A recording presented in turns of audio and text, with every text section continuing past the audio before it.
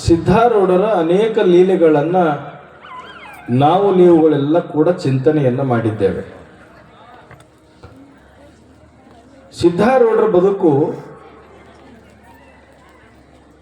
ಎಂಥ ಬದುಕು ಅಂತಂದ್ರೆ 12ನೇ ಶತಮಾನದೊಳಗ ಬಸವಣ್ಣನವರ ಪ್ರಭಾವಕ್ಕೆ ಒಳಗಾಗಿ ಎಷ್ಟು ಜನ ಶರಣರು ಕಲ್ಯಾಣಕ್ಕೆ ಬಂದ್ರು, ಸಿದ್ಧಾರೂಢರ ಪ್ರಭಾವಕ್ಕೆ ಒಳಗಾಗಿ ನಿನ್ನೆ ದಿವಸ ಹೈದರಾಬಾದ್ದಿಂದ ಆ ಹುಡುಗ ಬಂದ, ಅನೇಕ ಜನ ಭಕ್ತರು ಬಂದ್ರು, ಏನು ಕಳ್ಕೊಂಡಿದ್ರು ಅದನ್ನೆಲ್ಲವನ್ನ ಪಡ್ಕೊಂಡ್ರು. ಸಿದ್ಧಾರೂಢರ ಶಾಸ್ತ್ರಕ್ಕ, ಸಿದ್ಧಾರೂಢರ ಪವಾಡಕ್ಕ ಬಾಗದೆ ಇರ್ತಕ್ಕಂಥವ್ರು ಯಾರೂ ಇದ್ದಿದ್ದಿಲ್ಲ. ಆ ಹುಬ್ಬಳ್ಳಿಯೊಳಗ ಡಮಗೇರಿ ರೋಣಿಯಾಗಿ ಏನು ಸಿದ್ಧಾರೂಢರು ಕೂಡುತ್ತಿದ್ರು, ಅವರು ಎಲ್ಲರೂ ಕೂಡಿ ನಿಶ್ಚಯ ಮಾಡಿದ್ರು, ಒಂದು ದೇವಸ್ಥಾನವನ್ನು ನಿರ್ಮಾಣ ಮಾಡಬೇಕು, ನಾವು ಒಂದು ಮಠವನ್ನು ನಿರ್ಮಾಣ ಮಾಡಬೇಕು ಅಂತ ಎಲ್ಲರೂ ಕೂಡ ತಮಗೆ ತಿಳ್ಕೊಂಡು, ಸಿದ್ಧಾರೂಢರು ಯಾವ ಆಡಂಬರದ ಬದುಕನ್ನು ಬದುಕಿದವರಲ್ಲ. ಸಿದ್ಧಾರೂಢರು ಕೊಡುವಂತ ಒಂದು ಮಾತು ಅವ್ರ ಬಾಯಾಗ ಬಂದಿತ್ತಂದ್ರ, ಇವತ್ತೇನು ಮಠ ಹುಬ್ಬಳ್ಳಿಯೊಳಗೆ ಐತಿಲ್ಲ ಅದನ್ನು ಬಂಗಾರದೊಳಗೆ ಕಟ್ಟುವಂತ ಭಕ್ತರಿದ್ರು, ಬಂಗಾರದೊಳಗನೆ ಕಟ್ಟುವಂತ ಭಕ್ತರಿದ್ರು. ತಮ್ಮಷ್ಟಕ್ಕೆ ತಾಮ ತಿಳ್ಕೊಂಡು ಒಂದು ಮಠ ನಿರ್ಮಾಣ ಮಾಡಿದ್ರು. ಆ ಮಠದೊಳಗ 2 ಥರದ ದಾಸೋಹ ನಡಿಬೇಕು. ಹೊಟ್ಟೆ ಹಸಿದಾಗ ಅನ್ನದ ದಾಸೋಹ ನಡಿಬೇಕು, ಮನಸ್ಸು ಹಸದಾಗ ನೆತ್ತಿ ತುಂಬುವಂತ ಕೆಲಸ ನಡಿಬೇಕು, ಜ್ಞಾನ ದಾಸೋಹ ನಡಿಬೇಕು. ಒಂದು ಅನ್ನ ದಾಸೋಹ ನಡಿಬೇಕು, 2ನೇದ್ದು ಜ್ಞಾನ ದಾಸೋಹ ನಡಿಬೇಕು. ಈ ನಾಡಿನೊಳಗ ಎಲ್ಲ ಮಠಮಾನ್ಯಗಳು ಏನ್ ಮಾಡಾಕತ್ತಾವಂದ್ರೆ ಇವೆರಡನ್ನ ಮಾಡಾಕತ್ತಾವ.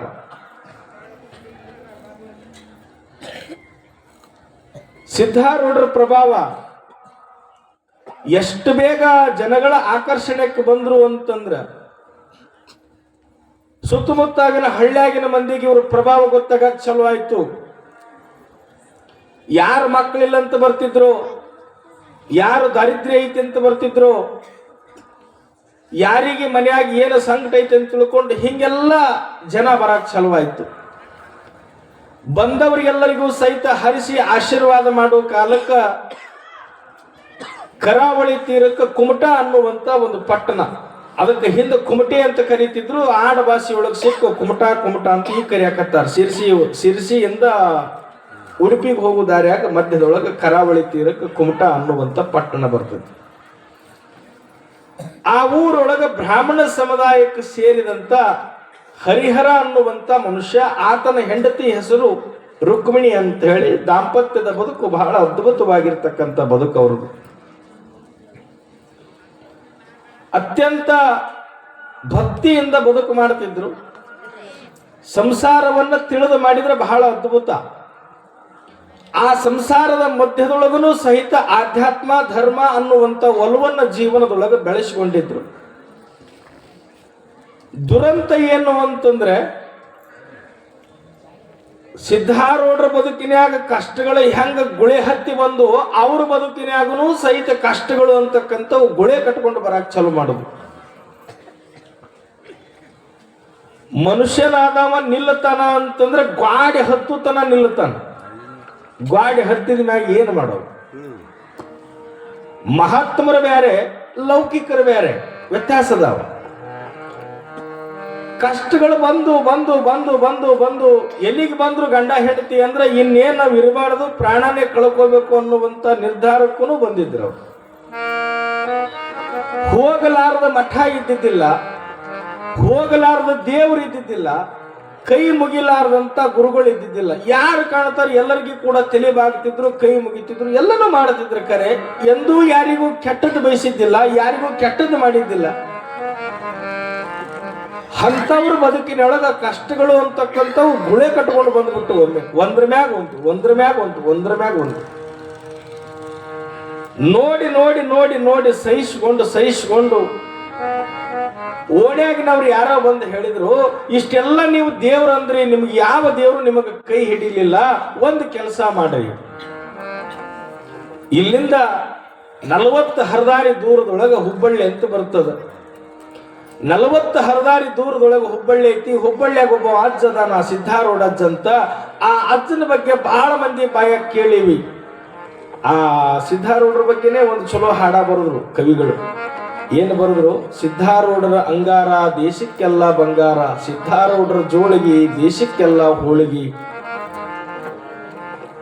ಸಿದ್ಧಾರೂಢರು ಏನು ಬೇಡಿದ್ದನ್ನು ನಿಮಗೆ ಕೊಡ್ತಾರ. ಒಂದ್ಸಲ ನೀವು ಯಾಕೆ ಅವ್ರಿಗೆ ಹೋಗಿ ಭೇಟಿ ಆಗ್ಬಾರ್ದು? ಹೋಗ್ರಿ ಅಂದ್ಗಳೇ ಬ್ಯಾಸೊತ್ತು ಬಿಟ್ಟಿದ್ರು. ಬ್ಯಾಸೊತ್ತುಗಳೇನೆ ಎಲ್ಲಾ ಊರಿಗೆ ಅಡ್ಡಾಡಿವಿ, ಎಲ್ಲಾ ದೇವ್ರಿಗೆ ಅಡ್ಡಾಡಿವಿ.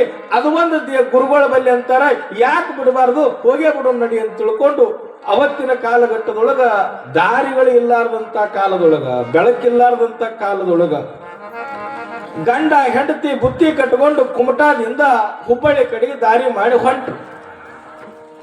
ಮಲೆನಾಡಿನ ಭಾಗದೊಳಗ ಈ ದಟ್ಟವಾದ ಅಡವಿ, ಘಾಟ್ ಸೆಕ್ಷನ್ ಅಂತ ನಾವೇನು ಕರಿತೀವಿ, ದಟ್ಟವಾದ ಅಡವಿ. ಅವತ್ತೆಲ್ಲ ಕಾಲುದಾರಿಗಳಿದ್ದು, ಹಿಂಗಿನಗತ್ತ ಎಲ್ಲ ರೋಡ್ ಇದ್ದಿದ್ದಿಲ್ಲ, ವ್ಯವಸ್ಥೆಗಳಿದ್ದಿದ್ದಿಲ್ಲ.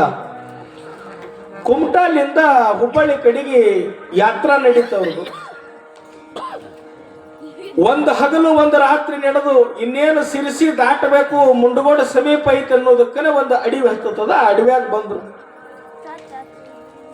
ತಂದ ಬುತ್ತಿ ಖಾಲಿ ಆಯ್ತು.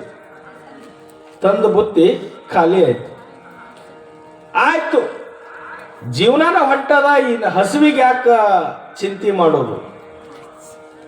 ಜೀವನಾನೇ ಬರಿಬಾರ್ದಾಗತ್ತದ, ಹಸಿವಿಗೆ ಯಾಕೆ ಹಂಚೋದು?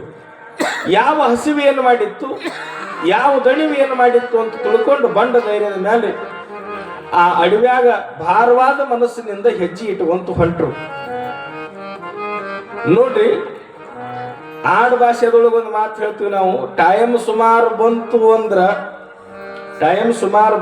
ಅಂದ್ರ ದಾರ್ಯಾಗ ಬಿದ್ದ ಕಲ್ಲುನು ಒಂದು ದೊಡ್ಡ ಗೂಟಾಗಿ ಎದ್ದು ನಿಂದಿರ್ತೈತಿ ಅಂತಂತ.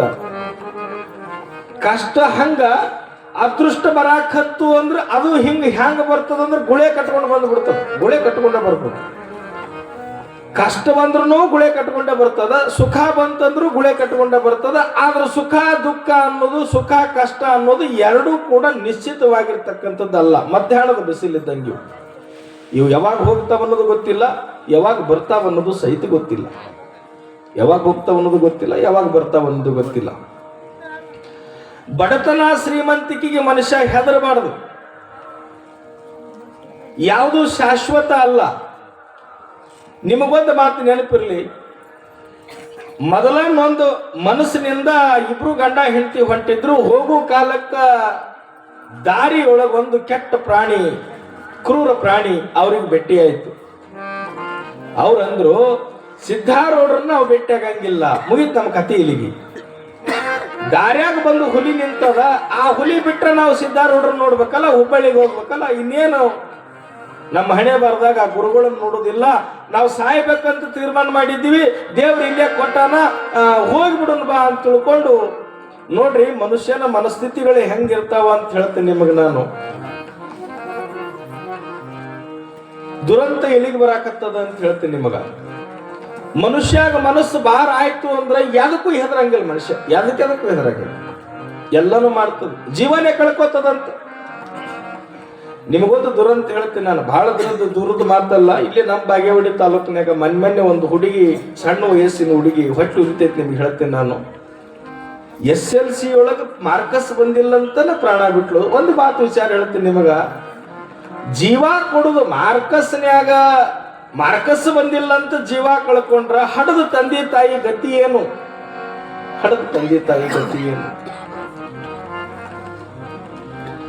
ಆ ಹೆಣ್ಮಗಳದು ಬಿಡ್ರಿ ನೀವು. SLCಗಾರ ಹೋಗಿ ಮಾರ್ಕಸ್ ಬಂದಿಲ್ಲ ಅಂತಾರ ಪ್ರಾಣ ಕಳ್ಕೊಂಡಾಳ. ನಾವೆಲ್ಲ 5ನೇ ಸಾಲಿ ಕಲಿಲಾರ್ದನ ಈ ಇಡೀ ರಾಜ್ಯ ತುಂಬಾ ಪುರಾಣ ಮಾಡಕತ್ತೀನಿ. ಮತ್ತೆ ಅಕ್ಕಿ ಪಾಡ ನಾ ಪಾಡ.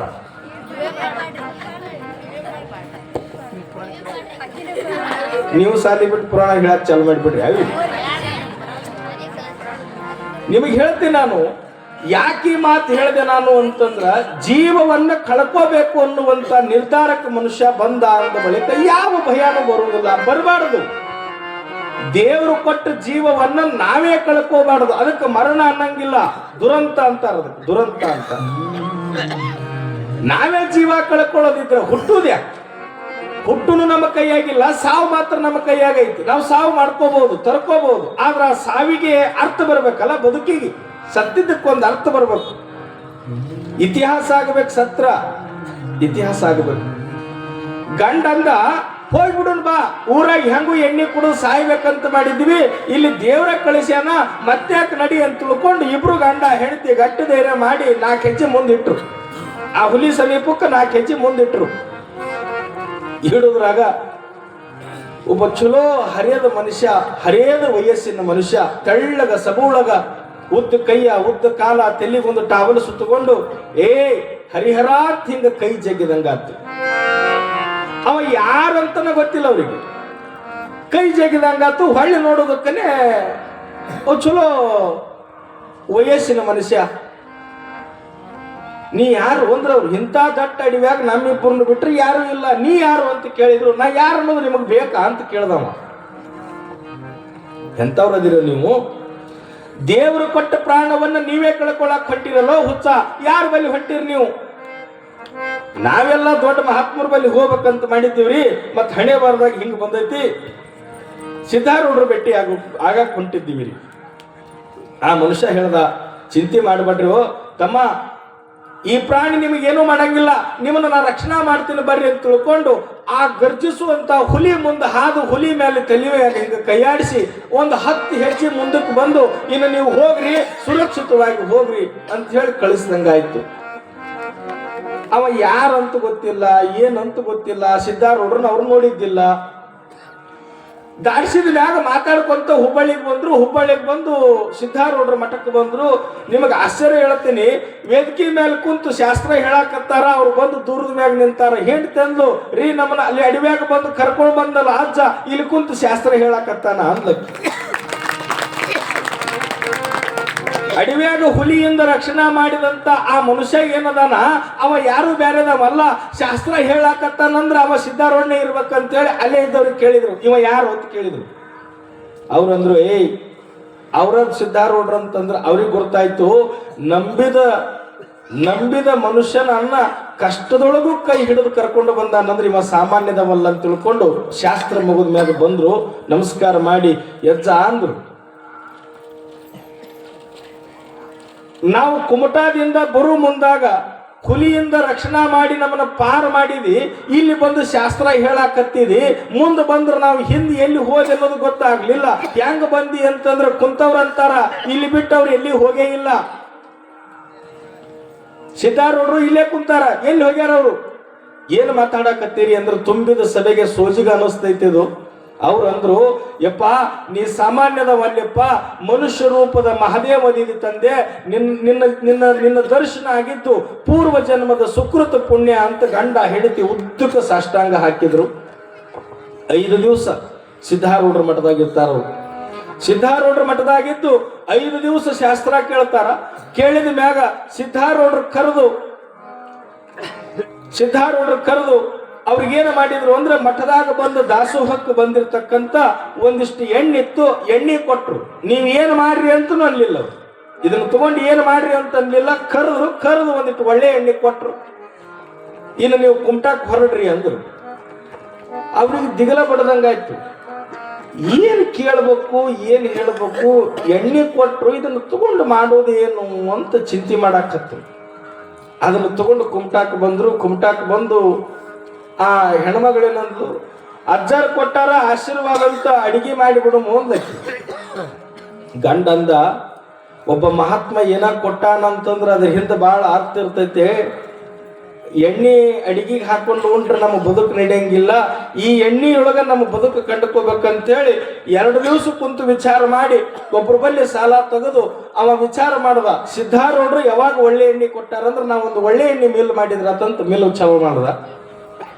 ಉಟ್ಕೊಳ್ಳಾಕ ಬಟ್ಟಿಲ್ಲಾರ್ದಂತ ಮನುಷ್ಯ ಸಿದ್ಧಾರೂಢರು ಕೊಟ್ಟು ಎಣ್ಣೆ ಮ್ಯಾಗ ಗುರ್ತು ಹಿಡಿದು ಒಳ್ಳೆ ಎಣ್ಣೆ ಮಿಲ್ ಚಲೋ ಮಾಡಿದ ಮ್ಯಾಗ ಹೆಂಗ ಬೆಳೆದ ಅಂತಂದ್ರ ಹೆಂಗ ಬೆಳೆದ ಅಂತಂದ್ರ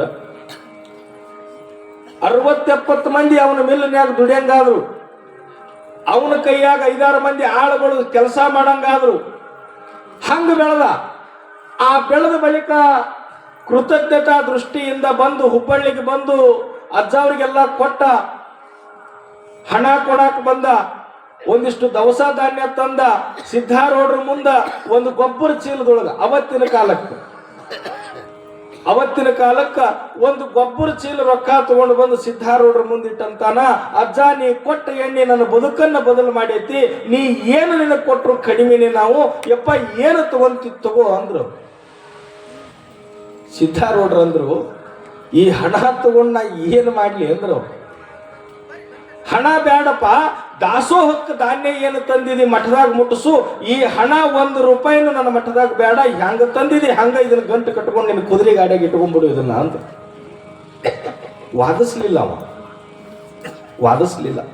ಯಾವತ್ತೂ ಶರಣರು ಮಹಾತ್ಮರು ದುಡ್ಡಿನ ಹಿಂದೆ ಬೆನ್ನು ಹತ್ತಿ ಹೋಗಲಿಲ್ಲ. ದುಡ್ಡಿಗೆ ಬೆಂಕಿ ಅಂತ ಕರಿತಿದ್ರು, ಶಿಶುನಾಳದ ಶರೀಫ್ ಸಾಹೇಬರು, ಕಳಸದ ಗೋವಿಂದ ಭಟ್ರು ಒಬ್ಬರ ಮನೆಗೆ ಊಟಕ್ಕೆ ಬಂದಿರ್ತಾರ.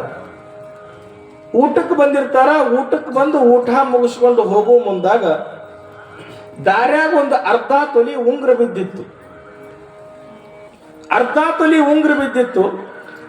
ಕಳಸದ ಗೋವಿಂದ ಭಟ್ರು ಶರೀಫ್ ಒಂಚೂರು ಹಿಂದಿದ್ದ, ಇವ ಪರಿಪಕ್ವವಾಗಿ ಸುಟ್ಟಾನ ಇಲ್ಲ ನೋಡ್ಬೇಕಂತ ತಿಳ್ಕೊಂಡು, ಇವನಿಗೆ ಏನಾರ ಮನಸ್ಸಿನ್ಯಾಗ ವ್ಯಾಮೋಹ ಅನ್ನೋದು ಉಳ್ದೈತೆ ನೋಡ್ಬೇಕಂತ ತಿಳ್ಕೊಂಡು ಆ ಬಿದ್ದ ಉಂಗುರವನ್ನ ಸ್ವಲ್ಪ ಹಿಂಗ ಕಣ್ಣಿಗೆ ಕಾಣುವಂಗ ಒಂದು ಮಣ್ಣಿನ ಗುಂಪಿ ಮಾಡಿ ಅದ್ರ ಮ್ಯಾಗ ಒಂದು ಕಲ್ಲು ಇಟ್ಟು, ಆ ಕಲ್ಲಿನ ಮ್ಯಾಗ ಉಂಗುರ ಇಟ್ಟು ಮುಂದೆ ಹೋದ್ರು.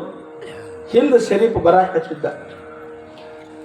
ಶರೀಫ್ ಬಂಧುಗಳನ್ನೇ ಮಠದಾಗ ಗುರುಗಳಿಗೆ ಕುತೂಹಲ ಇತ್ತು. ಶರೀಫ ದಾರ್ಯಾಗ ಏನಾರ ಕಂಡತನೋ ಏನಾರ ಸಿಕ್ತನೋ ಅಂತ ಕೇಳಿದ್ರು. ಶರೀಫ್ ಭಾಳ ಚಲೋ ಮಾತು ಹೇಳ್ತಾನ, ಯಪ್ಪ ಸಿಕ್ತಪ್ಪ, ಏನ್ ಸಿಕ್ತು ಅಂತ ಕೇಳಿದ್ರು. ಏನಿಲ್ಲಪ್ಪ, ಮಣ್ಣಿತ್ಯಪ್ಪ, ಆ ಮಣ್ಣನ್ನು ತಗೊಂಡ್ಯಾ ಅಂದ್ರು. ಇಲ್ಲಪ್ಪ ಮಣ್ಣಿತ್ಯಪ್ಪ, ಆ ಮಣ್ಣನ್ನು ತಗೊಂಡು ಮಣ್ಣಿನ ಗುಂಪಿಯಾಗಿ ಇಟ್ಟು ಬಂದ್ಯಪ್ಪ ಅಂತ ಎಂತ ಮಾತು. ಬಂಗಾರ ಎದರಲ್ಲೇ ತಯಾರಾಗತ್ರಿ? ಬಂಗಾರ ಮಣ್ಣಿನಿಂದ ತಯಾರಾಗತ್ತ. ಆ ಮಣ್ಣನ್ನು ತಗೊಂಡು ಮಣ್ಣಾಗ ಇಟ್ಟು ಬಂದ್ಯ ಅಂತ ಹೇಳಿದ ಅಂತಂದ ಮ್ಯಾಗ ಎಷ್ಟು ಪಕ್ವವಾಗಿ ಸುಟ್ಟಿರ್ಬೇಕು. ನಾ ಮಣ್ಣು ಹೇಳಾಕತ್ತಿದ್ದೆ ನಿಮಗ, ಒಂದು ಗಡಿಗೆ ವ್ಯಾಪಾರ ಆಗಬೇಕಾದ್ರೆ ಚಲೋ ಸುಡಬೇಕದು. ತಗೊಳ್ಳವ ಈಗ ಯಾರು ಗಡಿಗೆ ತಗೊಳ್ಳಲಿ, ಗಡಿಗ್ಯಾಗ ಉಣ್ಣು ಮಂದ್ಯ ನಾವು ಎಲ್ಲಿಗೆ ಬಂದದ ಹಣೆ ಬಾರ ಅಂತ ಹೇಳ್ತೀನಿ ನಿಮಗ. ಅನ್ನ ಮಾಡಾಕ್ ಸರಿಯಕ್ ಬ್ಯಾಸರ, ನಮಗ ಅನ್ನ ಕುದ್ದೈತಿಲ್ ನೋಡಾಕ್ ಬ್ಯಾಸರ. ಈಗೆಲ್ಲ ಬಂದ್ಬಿಟ್ಟ ಕುಕ್ಕರ್, ಅದು ಒದರ್ತೈತಿ, ನಾ ಕುದ್ದೀನಿ ಅಂತ 3 ಸಲ ಒದರಿದಾಗ ಅದನ್ನ ಬಾಡದ್ ತೆಗಿತಾರದು. ಗಡಿಗ್ಯಾಗ ಅಡಿಗೆ ಮಾಡೋದು ಆಯ್ತು, ಅದಕ್ಕೂ ಬ್ಯಾಸರ. ಹಿಂದೆ ಮಣ್ಣಿನ ಗಡಿಗೆ ತಗೋಬೇಕಾದ್ರೆ ಬಡದು ನೋಡ್ತಿದ್ರು, ಸುಟ್ಟೈತ ಇಲ್ಲೋ ಅಂತ ಬಡದು ನೋಡ್ತಿದ್ರು. ನಿಮಗೆ ಆಶ್ಚರ್ಯದ ಬದುಕು ಹೇಳ್ತೀನಿ. ಈ ದೇಹ ಅನ್ನೋದೊಂದು ಗಡಿಗಿನೇ. ಇದನ್ನ ಹೆಂಗ ಸುಡಬೇಕು ಅಂತಂದ್ರ ಆಧ್ಯಾತ್ಮ ಅನ್ನುವಂತ ಬೆಂಕಿಯಿಂದ ಸುಡಬೇಕು ಇದನ್ನ. ಅವಾಗ ಇದಕ್ಕೆ ಬಹಳ ಕಿಮ್ಮತ್ತು ಬರ್ತದ. ಈಗ ನಿಮಗೆ ತಿಳಿಯಂಗೆ ಹೇಳ್ತೀನಿ ನಾನು, ಮನ್ಯಾಗ ಹೋದ ನೀವು ಟಿಜುರಿ ತಗೊಂಡು ಬಂದ್ರಿ, ಚಲೋ ಕಿಮ್ಮತ್ತಿನ ಟಿಜುರಿ ತಗೊಂಡು ಬಂದ್ರಿ ಅಂದ್ರ ಆ ಟಿಜುರಿಯಾಗ ಏನ್ ಇಟ್ರೆ ಕಿಮ್ಮತ್ತು ಬರ್ತದ್ರಿ? ಹಣ ಬಂಗಾರ ಚಲೋ ಕಿಮ್ಮತ್ತಿನ ಸಾಮಾನು ಇಟ್ರ ಟಿಜುರಿ ಕಿಮ್ಮತ್ತ. ಆ 8,000 ಕೊಟ್ಟು ನಾ ಟಿಜುರಿ ತಂದಿಲ್ಲ ಬಾ ಅಂತ ಹೇಳಿ ತೊಗರಿ ಕಟ್ಟಿಗೆ ಮುರಿದಿಟ್ರ ಟಿಜುರಿ ಕಿಮ್ಮತ್ತನು. ಹೆಂಡಿ ಕುಳ್ಳು ಬಡದ್ರ ಟಿಜುರಿ ಕಿಮ್ಮತ್ತನು. ಹೆಂಗ ಟಿಜುರಿ ಕಿಮ್ಮತ್ತು ಬರಂಗಿಲ್ಲೋ ಹಂಗ ಮನುಷ್ಯನು ಕೂಡ ಒಳ್ಳೆಯ ವಿಚಾರ, ಆಧ್ಯಾತ್ಮ, ಭಗವಂತ, ಬದುಕು ಸುಂದರವಾಗಿರ್ತಕ್ಕಂಥ ಬದುಕು ಅನ್ನುವಂಥ ಮೌಲ್ಯಯುತವಾಗಿರ್ತಕ್ಕಂಥ ವಸ್ತುವನ್ನು ಇಟ್ಟಾಗ ಮಾತ್ರ ಈ ದೇಹಕ್ಕೆ ಬೆಲೆನೇ ವಿನಃ ಎಂದೂ ಕೂಡ ಮನುಷ್ಯ ಆಸೆ ಪಡಲಿಲ್ಲ. ಮಹಾತ್ಮರಿಗೆ ಆಸೆ ಇರಲಿಲ್ಲ. 1 ರೂಪಾಯಿನೂ ಸಹಿತ ಅವನ ಕಡೆಯಿಂದ ಹಣ ಇಸ್ಕೊಳ್ಳಿಲ್ಲ. ನೀ ಏನಾರ ಕೊಡದಿದ್ರೆ ದಾಸೋಹ ಕೊಡಪ್ಪ, ಹಣ ಅಂತೂ ನನ್ನ ಮುಟ್ಟಂಗಿಲ್ಲ, ಅದನ್ನ ಇಟ್ಟುಬಿಡು ನಿನ್ನ ಗಾಡ್ಯಾಗ ಅಂತ ಹೇಳಿದ್ರು. ಆಯ್ತ್ರಿಪ್ಪ ಅಂತ ತಿಳ್ಕೊಂಡು ತಗೊಂಡು ಹೊಳ್ಳಿ ಹೋದ. ಮುಂದ ದುಡ್ಡು ಬರಾಕ್ ಹತ್ತುಗಳೇ ಸಿದ್ಧಾರೂಢರನ್ನು ಮರ್ಯಾಕ್ ಚಲೋ ಮಾಡದಮ್ಮ. ಮನುಷ್ಯನ ಗುಣ ಎಲ್ಲಿ ತನ ಸುಮಾರು ಅಂತ ಹೇಳ್ತೇನೆ ನಿಮಗ. ಹಣದ ಗುಣ ಎಷ್ಟು ಸುಮಾರು ಅಂತಂದ್ರ, ಹಣ ಬರಾಕ್ ಹತ್ತು ಅಂದ್ರ, ಹಣ ಬಂತು ಅಂದ್ರ ಒಂದು ಚಲೋ ಮಾತು ಹೇಳ್ತಾನ ಒಬ್ಬ ಮನುಷ್ಯ, ಆನಿ ಮದ ಇಳಿಸಬಹುದಂತ, ಆದ್ರ ಮನುಷ್ಯಾಗ ಹಣದ ಮದ ತಗೊಂಡ್ರೆ ಯಾರ ಕಡೆ ದೇವರ ಕಡೆ ಎಂದು ಇಳಿಸಕ್ ಆಗೋದಿಲ್ಲ ಅಂತ ಬರೀತಾರೆ. ಆನಿಗೆ ಮದ ಏನಿದ್ರೆ ಮದ ಇಳಿಸಬಹುದು, ಆದ್ರ ಮನುಷ್ಯಾಗ ಹಣದ ಮದ ತಲೆಯಾಗಿ ಇರುತ್ತು ಅಂದ್ರೆ ಅದನ್ನ ಎಂದೂ ಕೂಡ ಇಳಿಸಕ್ ಆಗೋದಿಲ್ಲ ಅಂತ ಹೇಳ್ತಾರೆ. ದುಡ್ಡು ಬರಾಕತ್ತು, ಸಿದ್ಧಾರೂಢರನ್ನ ಮರ್ಯಾಕತ್ತ. ನೋಡ್ರಿ, ವರ್ಷ ಬರಾವ,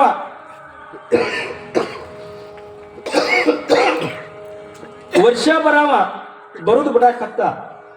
ಹೆಂಗ ಬಿಟ್ನೋ ಹಂಗಂಗ ಲುಕ್ಷನ್ ಹಾಕೋಂತ ಬರಾಕತ್ ಬಿಡ್ತು. ಏನಿದ್ದು ಇಳಿತೈತೆ ಅನ್ನೋದಕ್ಕೆ ನಿಮ್ಗೆ ಉದಾಹರಣೆ ಹೇಳಾಕತ್ತೀನಿ ನಿಮಗೆ ನಾನು. ಮ್ಯಾಲೆ ಹತ್ತಿದವ ಕೆಳಗೆ ಇಳಿತಾನ ಅನ್ನೋದೊಂದು ಮಾತೈತಿ. ಮ್ಯಾಗ ಹೆಂಗ ಹೊಟ್ಟಿದ್ದ ಹಂಗ ಉಸುಲಿಂದ ತೆಳಗೆ ಇಳ್ಕೊಂತ ಬರಾಕತ್ತ. ಯಾವಾಗ ಸಂಕಟಕ್ಕೆ ಬರಾಕತ್ತು, ಯಾವಾಗ ಲುಕ್ಷನ್ ಆಗಾಕತ್ತು, ಅವಾಗ ಅವನಿಗೆ ಹೊಳ್ಳಿ ಸಿದ್ಧಾರೂಢರ ನೆನಪಾದ್ರು. ಗಂಡ ಹೆಂಡತಿ ಇಬ್ರು ಓಡಿ ಮತ್ತೆ ಹುಬ್ಬಳ್ಳಿಗೆ ಬರ್ತಾರ. ಎಪ್ಪ ತಪ್ಪಾಗೈತೆ ಅಂದಾಗ ಸಿದ್ಧಾರೂಢರ ಅಂದ್ರಂತ, ನೋಡತಮ್ಮ, ಪ್ರತಿ ತಿಂಗಳು ಒಂದು ದಿವಸ ನೀ ಬರ್ಬೇಕಪ್ಪ, ಗುರುವಿನ ಬಳಿ ಬರ್ಬೇಕಪ್ಪ, ಗುರು ನಿನ್ನ ಬೆನ್ನ ಹಿಂದೆ ನಿಂತು ಕಾಯ್ತಾನ ತಮ್ಮ ಅಂತ ಹೇಳಿದ್ರು. ಮುಂದ ಗುರುಗಳು ಹೇಳದಂಗ ಪ್ರತಿ ತಿಂಗಳು ಬರಾಕತ್ತ. ಸಂಸಾರದ ಬದುಕಿನಾಗ ಒಮ್ಮೆ ಪೆಟ್ಟು ತಿಂದ ಮ್ಯಾಗ ಮನುಷ್ಯಗೆ ಎಚ್ಚರ ಆಗುದೇ. ಅವನ್ ಹಂಗೋ ಹಿಂಗೋ ಒಟ್ಟಾರೆ ಗುರುವಿನ ಆಶೀರ್ವಾದದಿಂದ ಆ ಕುಮಟಾಲಿಯಿಂದ ಬಂದಿರತಕ್ಕಂಥ ಮನುಷ್ಯನ ಬದುಕು ಬಹಳ ಸುಂದರವಾಯಿತು. ಅವನ ಬದುಕಿಗೆ ಬೆಳಕಾದ್ರ ಸಿದ್ಧಾರೂಢರು. ಅವನ ಹತ್ತಿರತಕ್ಕಂಥ ದಾರಿದ್ರ್ಯವನ್ನು ದೂರ ಮಾಡಿದರು. ನಂಬಿ ಬಂದ ಮನುಷ್ಯನನ್ನ ಹೆಂಗ ಕೈ ಹಿಡಿತಾರ ಅನ್ನೋದಕ್ಕ ಇದು ಒಂದು ಪವಾಡ ಸಾಕ್ಷಿ ಅನ್ನುವಂಥ ಮಾತನ್ನ ನಾವ್ಯಾರೂ ಕೂಡ ಅಲ್ಲಗಳೆಯಂಗಿಲ್ಲ. ಸಿದ್ಧಾರೂಢರ ಬದುಕು ಎಷ್ಟು ಅದ್ಭುತವಾಗಿರ್ತಕ್ಕಂಥದ್ದು ಅಂತನ್ನುವಂಥ ವಿಚಾರಕ್ಕೆ ಬಂದಾಗ, ಇಂಥ ಒಬ್ಬ ಕುಮಟಾದ ಒಬ್ಬ ಭಕ್ತಂದಲ್ಲ, ಇಂಥ ಸಾವಿರಾರು ಪವಾಡಗಳನ್ನ ಸಿದ್ಧಾರೂಢರು ಮಾಡ್ಯಾರ. ಮುಂದೆ ಸುತ್ತಮುತ್ತ ಹಳ್ಳಿಯಾಗಿನ ಜನ ಬರಾಕತ್ರು. ಒಂದಿಷ್ಟು ಹಳ್ಳಿಯಿಂದ ದಾಸೋಹ ಬರಾಕತ್ತು. ಅಡಿಗೆ ನಡೀತು. ಜಾತ್ರೆ ಮಾಡಬೇಕು ಅಂತ ತೀರ್ಮಾನಕ್ಕೆ ಬಂದ್ರು. ಸಿದ್ಧಾರೂಢರು ಕುಂತು ವಿಚಾರ ಮಾಡಿದ್ರು, ಜಾತ್ರೆ ಮಾಡೋದು ಹೆಂಗ, ಜಾತ್ರೆ ಮಾಡೋದು ಹೆಂಗ ಅಂತಂದಾಗ, ಅಪ್ಪರ ತೇರ್ ನಿರ್ಮಾಣ ಆಗಬೇಕು, ಮಠ ಹಿಂಗಾಗಬೇಕು, ಇನ್ನು ಬರ್ತಾ ಭಕ್ತರು ಬರ್ತಾರ, ಭಕ್ತರಿಗೆ ಇರಾಕ್ ವ್ಯವಸ್ಥೆ ಆಗಬೇಕು, ಮಠದಾಗ ದಿನದಿಂದ ದಿನಕ್ಕೆ ಭಕ್ತರ ಸಂಖ್ಯೆ ಹೆಚ್ಚಾಗತ್ತದ, ಇನ್ನೂ ದಾಸೋಹ ಬೆಳಿಬೇಕು. ಸಿದ್ಧಾರೂಢರು ತಮ್ಮ ಜೀವನದೊಳಗೆ ಅವತ್ತು ಒಂದೇ ದಿವಸ ಅಂತ ಕುಂತು ಹೇಳಿದ್ದು, ನೋಡ್ರಿಪ್ಪ, ನೀವೆಲ್ಲರೂ ತನ್ನೋ ಮನದನದಿಂದ ಒಂದಿಷ್ಟು ಸಹಾಯ ಮಾಡ್ರಿ ಅಂದ್ರು. ಅವಾಗ ಯಾರ್ಯಾರಿಗೆ ಏನೇನು ತಿಳಿತೈತಿ ಎಲ್ಲನೂ ಕೊಟ್ರು. ಯಾರಿಗೇನು ತಿಳಿತೈತಿ, ಏನು ತಮ್ಮ ಶಕ್ತಿ ಇರ್ತೈತಿ ಎಲ್ಲವನ್ನ ಕೊಟ್ರು. ಎಲ್ಲವನ್ನ ಕೊಟ್ಟ ಬಳಿಕ ಒಂದು ಮುದುಕಿತ್ತು. ಆ ಮುದುಕಿ ಬಹಳ ವಯಸ್ಸಾಗಿತ್ತು, ಹಣ್ಣು ತೊಗಲಾಗಿತ್ತು. ಸಿದ್ಧಾರೂಢರನ್ನ ಕಾಯ್ಕೊಂತ ಕುಂತಿದ್ಲು. ಎದ್ದು ಬರ್ಬೇಕಂದ್ರೆ ಆಕಿನ ಬಳಿ ಶಕ್ತಿ ಇದ್ದಿದ್ದಿಲ್ಲ. ಆಕಿ ಸಿದ್ಧಾರೂಢರನ್ನ ಒದರ್ತಾಳ, ಯಪ್ಪ ಇಲ್ಲಿ ಬಾ ಇಲ್ಲಿ ಅಂತ ಒದರಿದ್ಲು.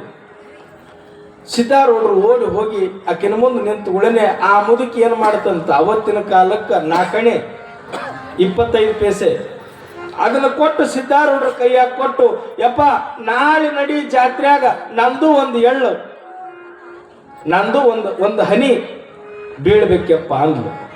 ಆಯ್ತಂತ ತಿಳ್ಕೊಂಡು ಸಿದ್ಧಾರೂಢರು ಅವತ್ತಿನ ಕಾಲಕ್ಕೆ 1000 ರೂಪಾಯಿ ಕೊಟ್ಟವರು, ಅವತ್ತಿನ ಕಾಲಕ್ಕೆ 100 ರೂಪಾಯಿ ಕೊಟ್ಟವರು, ಅವತ್ತಿನ ಕಾಲಕ್ಕೆ ಬಹಳಷ್ಟು ರೊಕ್ಕ ಕೊಟ್ಟವ್ರು, ರೊಕ್ಕನೂ ಮುಟ್ಲಿಲ್ಲ. ಆದ್ರ ಆ ಮುದುಕಿ ಕೊಟ್ಟ 4 ತಮ್ಮ ಲುಂಗ್ಯಾಗ ಒಂದು ಕಡೆ ಕಟ್ಟಿಟ್ಕೊಂಡ್ರು. ಮುಂದೆ ಈ ಕೂಡು ನಾ ಕೂಡು ಅಂತೇಳಿ ಕಂಡಪಟ್ಟಿ ಮಂದಿ ಕೂಡ್ತು. ಚಲೋ ತೇರ್ ಮಾಡಿದ್ರು. ಶಿವರಾತ್ರಿ ದಿವಸ ಇಂಥ ದಿವಸಕ್ಕೆ ಜಾತ್ರೆ ಆಗ್ಬೇಕು ಅಂತ ತೀರ್ಮಾನಕ್ಕೆ ಬಂದ್ರು. ಶಿವರಾತ್ರಿಗಿಂತ ಮುಂಚೆ 8 ದಿವಸದಿಂದ ಕಾರ್ಯಕ್ರಮ ನಡಿಬೇಕು, ಸಂಗೀತ ನಡಿಬೇಕು, ಒಳ್ಳೆ ವಿದ್ವಾಂಸರು ಬಂದು ತಮ್ಮ ಪಾಠ ಪ್ರವಚನಗಳನ್ನು ಮಾಡಬೇಕು. ಹಿಂಗೆಲ್ಲ ತೀರ್ಮಾನ ಮಾಡಿಕೊಂಡ್ರು. ಶಿವರಾತ್ರಿ ದಿವಸ ಇನ್ನೇನು ಅಡಿಗೆ ತಯಾರಾಗಬೇಕು ಅನ್ನೋದಕ್ಕನ ಸಿದ್ಧಾರೂಢರು ಕಬೀರದಾಸರನ್ನ ಜಳಕ ಮಾಡ್ತಿರ್ತಾರ. ಈ ಕಡೆ ದಾಸೋಹ ನಡೆದಿರ್ತದ. ಎಷ್ಟು ಗುರುವಿನ ಮೇಲೆ ಭಕ್ತಿ ಆ ಹುಡುಗಂತಂದ್ರ, ಜಳಕ ಮಾಡಕ್ ಹತ್ತಿದ್ರು. ಕಬೀರ ಅಂತ ಒದರಿದ್ರು, ಸಿದ್ಧಾರೂಢರು ಒದರಿದ್ರ ಹೆಂಗ ಜಳಕ ಮಾಡಕ್ ಹತ್ತಿದ್ರು ಹಂಗ ಬಂದು ಸಿದ್ಧಾರೂಢರ ಮುಂದೆ ನಿಲ್ತಾರ. ಸಿದ್ಧಾರೂಢರ ಮುಂದೆ ನಿಲ್ತಾರ. ಯಪ್ಪ ಅಂದ್ರು, ಕಬೀರ ಆ ಮುದುಕಿ ಕೊಟ್ಟ ಹಣ ಬಹಳ ಭಾರ ಆಗೈತು, ಇದನ್ನು ತಗೊಂಡು ಆಕಿನ ಹೇಳಿದಂಗ ನಾವು ನೆರವೇರಿಸ್ಬೇಕಪ್ಪ, ಸಮಾಜದ ಹಣ ಐತಿದು, ಇದನ್ನು ತಗೊಂಡು ಹೋಗಿ ಚಲೋ ಕೊತ್ತಂಬರಿ ತಗೊಂಡು ಬಾ ಅಂತ ಕಳಿಸಿದ್ರು. ಅವತ್ತಿನ ಕಾಲಕ್ಕೆ 25 ಸೂಡು ಕೊತ್ತಂಬರಿ ಬಂದು ಹೋದ. ಎಷ್ಟಕ್ಕ? 4. ಇವತ್ತ ಅದು ಯಾವ್ದು? ಇವತ್ತು ಚಾ, ಗುಳಚಾ ಚಾ, ಬೆಲ್ಲದ ಚಾ 10 ರೂಪಾಯಿ ಬಂದಾಗ್ಯಾವ. 5 ರೂಪಾಯಿ ಚಾ ಹೋಗೋ ಕಾಲನೂ ಹೋಯ್ತು. ಅವತ್ತಿನ ಕಾಲಕ್ಕೆ 4 25 ಸೂಡು ಕೊತ್ತಂಬರಿ ಬಂದು ಆ ಕೊತ್ತಂಬರಿ ತಗೊಂಡು ಬಂದು ಹೆರ್ಚಿ ಸಾರಿನ್ಯಾಗ ಹೋಗದ್ರ ಉಂಡವ್ರೆಲ್ಲ ಮಾತಾಡ್ತಿದ್ರಂತ. ಸಾರ್ ಯಾರ್ದು ಅಂದ್ರೆ ₹1,00,000 ಕೊಟ್ಟವ್ರು ಹೋದ್ರು, 1000 ಕೊಟ್ಟವ್ರು ಹೋದ್ರು, 500 ಕೊಟ್ಟವ್ರು ಹೋದ್ರು. ಯಾರು ಸಾರ್ ಅಂದ್ರೆ ಮುದುಕಿ ಸಾರ ಅಂತಂತಿದ್ರಂತ. ಇದು ಎಂತ ಮಜಾ! ಇದರ ಅರ್ಥ ಏನು? ದಾನ ಕೊಟ್ಟವ್ರು ಬಹಳ ಮಂದಿ ಇರಬಹುದು, ಆದ್ರೆ ಮುಕ್ತವಾಗಿ ಕೊಡೋದೈತಲ್ಲ ಆ ದಾನಕ್ಕೆ ಬಹಳ ಕಿಮ್ಮತ್ತ. ನಿಮ್ ಮನೆಗೆ ಯಾರೋ ಒಬ್ರು ಕೇಳಾಕ ಬಂದಾರ ಅಂದ ಬಳಿಕ ಈಗ ಬಾ, ಆಗ ಬಾ, ನಾಳೆ ಬಾ, ಹೋಗಿ ಬಾ ಅನ್ನೋ ದಾನ ಅನಿಸ್ಕೊಳ್ಳಂಗಿಲ್ಲ. ದಾನ ಹೆಂಗಿರ್ಬೇಕು ಅಂದ್ರ ಬಲಗೈಯಾಗ ಕೊಟ್ಟಿದ್ದು ಎಡಗೈಗೆ ಗೊತ್ತಾಗಲಾರ್ದಂಗ ದಾನ ಮಾಡಬೇಕು. ಶಿವಾಜಿ ಮಹಾರಾಜನ ಗುರುಗಳು ಸಮರ್ಥ ರಾಮದಾಸರು ಅಂತ ಹೇಳಿ ಬಹಳ ದೊಡ್ಡ ಮಹರ್ಷಿಗಳವರು. ಛತ್ರಪತಿ ಶಿವಾಜಿ ಮಹಾರಾಜನ ಗುರುಗಳು ರಾಮದಾಸರು ಒಬ್ಬ ಹೆಣ್ಮಗಳ ಮನೆಗೆ ಜೋಳಿಗೆ ತಗೊಂಡು ಬರ್ತಾರ. ಆ ಹೆಣ್ಮಗಳು ಎಂತ ಲೋಭಿ ಇದ್ಲು ಅಂತಂದ್ರ ಆಕಿ ರಾಮದಾಸರು ಬರುವುದನ್ನ ನೋಡಿ ಇದು ಸಾಧು ನನ್ನ ಮನೆಗೆ ಕೇಳಾಕ ಬರಾಕತ್ತೈತೆ ಅಂತ ಹೇಳಿ ಬಾಕ್ಲಾ ಮುಚ್ಕೊಂತಾಳೆ. ಎದ್ದು ಹೋಗಿ ಒಳಗ್ ರಾಮದಾಸರು ಬಂದು ಆಕಿನ ಮನೆ ಮುಂದೆ ನಿಲ್ಲುತ್ತಾರ. ಅವ್ವ ಬಾಕ್ಲಾ ತೆಗಿಯವ್ವ ಅಂತಂದ್ರೆ ಆಕಿ ಹೇಳ್ತಾಳ, ಎಂತ ಹೆಣ್ಮಗಳು ಇರ್ಬೇಕು ಆಕಿ. ಅಪ್ಪ ಉಂಡ ಕೈಲೆ ಕಾಗಿನೂ ಹೊಡೆದಿಲ್ಲೋ ನಾನು, ಹೋಗಿಬಿಡು ನೀನು, ನನಗೆ ಒಟ್ಟ ಕೊಡುದು ಕೇಳಬೇಡ, ಇಸ್ಕೊಳ್ದಿದ್ರೆ ಹೇಳು. ರಾಮದಾಸರಂದ್ರು, ಯವ್ವ ನಾನು ಕೊಡಾಕ ಬಂದೀನಿ, ಇಸ್ಕೊಳಕ್ ಬಂದಿಲ್ಲ, ಬಾಕ್ಲಾ ತೆಗಿ ಅಂದ್ಗಳೇ ಹೊರಗೆ ಬಂದ್ಲು. ಯವ್ವ ನಾನು ಜೋಳಿಗೆ ತಗೊಂಡು ಬಂದೀನಿ ಅಂದ್ರು. ಆಕಿ ಅಂದ್ಲು, ನಾ ಅವಾಗ ಹೇಳಿ ನಿನಗ ನಾ ಯಾರಿಗೂ ಕೊಟ್ಟ ಅಭ್ಯಾಸ ಇಲ್ಲ, ಇಸ್ಕೊಂಡ ಅಭ್ಯಾಸ ಐತಂದ್ರ ಅವ್ರು ಹೇಳ್ತಾರ ರಾಮದಾಸರು, ನಿನ್ನ ಮನ್ಯಾಗಿಂದ ಏನು ಹಾಕಬೇಡ್ಬೇ ಯವ್ವ, ಆ ಮನೆ ಮುಂದೆ ಏನು ಮಣ್ಣು ಐತಲ್ಲ ಆ ಮಣ್ಣು ತಗೊಂಡು ನೀ ಜೋಳಿಗ್ಯಾಗ ಹಾಕು ಅಂದ್ರು. ಮಣ್ಣು ತಗೊಂಡು ಜೋಳಿಗ್ಯಾಗ ಹಾಕು. ಅಕ್ಕಿ ಅಂದ್ಲು, ಹುಚ್ಚು ಸ್ವಾಮಿ, ಆ ಜೋಳಿಗ್ಯಾಗ ಒಂದಿಟ್ಟು ಅಕ್ಕಿ ಹಾಕ್ಯಾರ, ಚಲೋ ಅಕ್ಕಿ ಅದಾವ, ಮಾಡ್ಕೊಂಡು ತಿನ್ನು ಹೋಗು. ಆ ಅಕ್ಕಿಯಾಗ ನನ್ನ ಕಡೆ ಮಣ್ಣು ಹಾಕಿಸ್ಕೊಂಡು ನಾ ಏನ್ ಮಾಡ್ಬೇಕು? ಇಲ್ಲ ನೀ ಮಣ್ಣು ಹಾಕಂತಂದ್ಗಳೇನೆ ಸಿಟ್ಟಿಗೇರಿ ಒಂದು ಬಗಿಸಿ ಮಣ್ಣು ತಗೊಂಡು ಜೋಳಿಗ್ಯಾಗ ಹಾಕಿದ್ಲು. ಅಕ್ಕಿ ಅಂದ್ಲು, ಎಂತ ಹುಚ್ಚದಿ ನೀನು, ಚಲೋ ಉಣ್ಣು ಅಕ್ಕಿಯಾಗ ನನ್ನ ಕಡೆ ಮಣ್ಣು ಹಾಕ್ಸ್ಕೊಂಡೆಲ್ ನೀನು. ಅವಾಗ ಹೇಳ್ತಾರ ರಾಮದಾಸರು, ನೀ ಅಕ್ಕಿ ಕೆಟ್ಟರು ಚಿಂತಿಲ್ಲ ತಾಯಿ, ಹಾಕು ಗುಣಾರ ಬಂತಲ್ಲ, ಜೋಳಿಗೆ ಕೈಯರ ಮಾಡಿದೆಲ್ಲ, ಮಣ್ಣು ಹಾಕಿದ್ರು ಚಿಂತಿಲ್ಲ, ಹಾಕು ಗುಣಾರ ಬಂತಲ್ಲ ನಿನಗ ಅಂತ. ಎಂತಾದ್ರು ದಾನ ಧರ್ಮ ಮೊದಲೇ ಇಲ್ಲ, ಗಳಿಸಿ ಇಟ್ಟಿದಿ ಬಾಳ, ಒದಗಿ ಬಂತು ಮರಣದ